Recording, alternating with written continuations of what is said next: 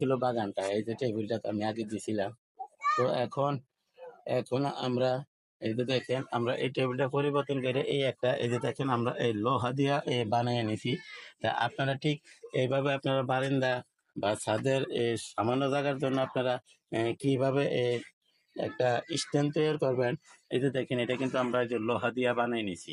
তো লোহা দিয়া বানিয়ে এটারে কিভাবে সাজাইলাম আপনারা দেখেন। আগে যে আমরা এই যে টেবিলের যে ভিডিওটা ছাড়ছিলাম ভাই, ওইটাতে অনেকে অনেক কিছু কমেন্ট করছে, যে বলছিল যে এই টেবিলে কি আপনার এই বাগান কি টিকবে নি, 2 দিন পরে পচে যাবে।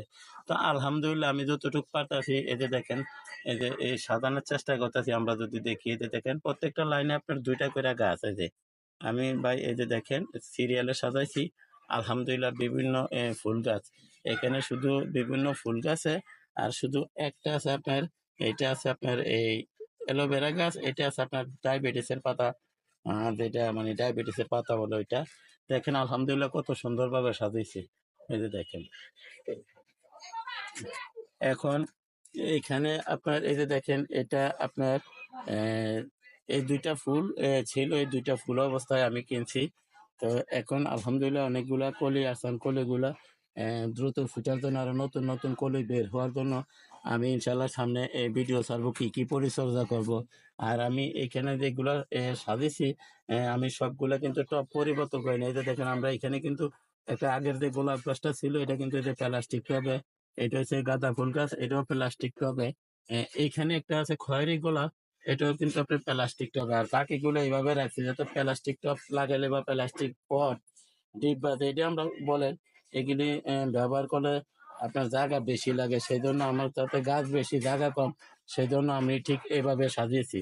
তো ইনশাল্লাহ সামনে এগুলির পরিচর্যার ভিডিও আপনাদেরকে দেবো কিভাবে গোলাপে। যেমন এই গাছটা একটা ফুল ছিল, ফুলটা ধরে গেছে, এখন কিন্তু আর কলি আসতেছে না। তো এটা কিভাবে কি করলে কলি আসবে সেই ধরনের ভিডিও ইনশাল্লাহ আপনাদেরকে দেবো, হয়তো 2-4 দিনে পাইবেন ইনশাল্লাহ। আর এটা কি গাছ আমি জানি না, ছোট ছোট এই যে গোটা হয়ে রয়েছে, দেখছি সুন্দর লাগছে কিনছি। তো এটা এতটুকু জানি। আর এই যে দেখেন একটা গোলাপ ফুল গাছ, এই যে দেখেন আলহামদুলিল্লাহ দেখেন আমি ঠিক এইভাবে এই যে দেখেন এইভাবে আমি সাজানোর চেষ্টা করতেছি।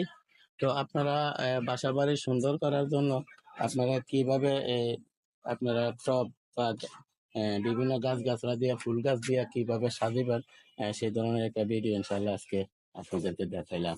আর এটা হচ্ছে আপনার এই ঘাস ফুল, বিভিন্ন রকম ইংলিশ নাম বের হয়েছে আপনারা জানেন। আমি আহ, খুব সুন্দর লাগে দূরের থেকে যদি আমরা দেখি। দেখেন আলহামদুলিল্লাহ এই যে দেখেন আলহামদুলিল্লাহ খুব সুন্দর।